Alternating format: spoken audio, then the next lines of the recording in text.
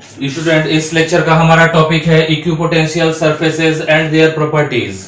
यहाँ पर हम जानेंगे कि इक्विपोटेंशियल सरफेस होता क्या है और उसकी प्रॉपर्टीज क्या है। तो इक्विपोटेंशियल सरफेस का अगर आप डेफिनेशन लिखना चाहें तो लिख सकते हैं any surface which has same potential at every point on it is called equipotential surface. मतलब ऐसा कोई भी सरफेस जिसके हर एक पॉइंट पर इलेक्ट्रिक पोटेंशियल का वैल्यू कांस्टेंट रहता है उसको इक्विपोटेंशियल सरफेस बोलते हैं। अब इसकी प्रॉपर्टी देख लेते हैं। तो पहला इसका प्रॉपर्टी होता है वर्क डन के लिए। तो इक्विपोटेंशियल सरफेस में चार्ज को एक पॉइंट से दूसरे पॉइंट तक ले जाने के लिए जो वर्क डन होगा वो हमेशा जीरो होता है।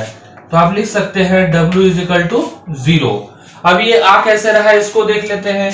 मान लेते हैं कि एक चार्ज को हम लोग एक चार्ज Q0 को हम लोग पॉइंट ए से पॉइंट बी पर ले जा रहे हैं। तो by the definition of potential difference हम लोग लिख सकते हैं VB minus VA is equal to W upon Q0। तो यहां पर W इज इक्वल टू आ जाएगा Q0 into VB minus VA।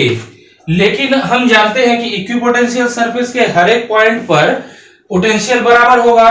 मतलब B पर जो पोटेंशियल है और A पर जो पोटेंशियल है दोनों बराबर है। तो VB माइनस VA, B पर पोटेंशियल और A पर पोटेंशियल का जो डिफरेंस होगा वो क्या हो जाएगा 0।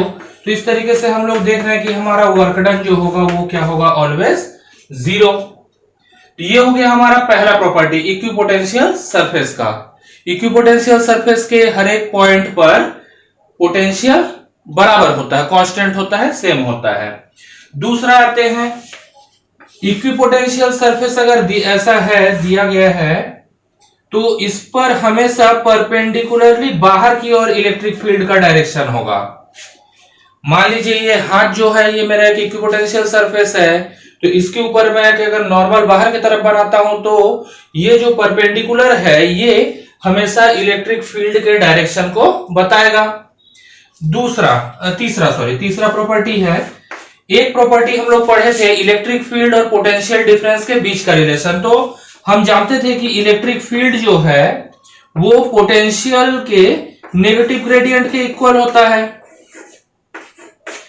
लेकिन यहां पर dV तो हमारा कांस्टेंट है।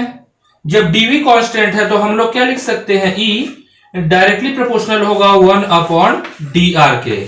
इस रिलेशन से हमको क्या पता चलता है, जहां dr का वैल्यू कम है वहां पर फील्ड E स्ट्रॉन्ग होगा और जहां पर dr का वैल्यू ज्यादा है, डिस्टेंस ज्यादा है, वहां पर फील्ड E वीक होगा। इसका मतलब क्या है, इक्विपोटेंशियल सरफेस वहां पर बहुत पास होंगे, क्लोज होंगे एक दूसरे के। दो इक्विपोटेंशियल सरफेस एक दूसरे के बहुत क्लोज होंगे जहां फील्ड काफी स्ट्रॉन्ग होगा, और जहां पर फील्ड वीक होगा वहां पर दो इक्विपोटेंशियल सरफेस एक दूसरे से थोड़ा दूर होंगे। अब चौथा इसका एक प्रॉपर्टी है। चौथा प्रॉपर्टी है कि two equipotential surfaces never intersects each other. दो इक्विपोटेंशियल सरफेस एक दूसरे को भी इंटरसेक्ट नहीं करते हैं, काटते नहीं है। तो ये हो गया हमारा ये इक्विपोटेंशियल सरफेस और उसकी प्रॉपर्टी। उम्मीद है आपको ये समझ में आया होगा। कुछ डाउट होगा तो आप मेरे को कमेंट कर सकते हैं। Thank you.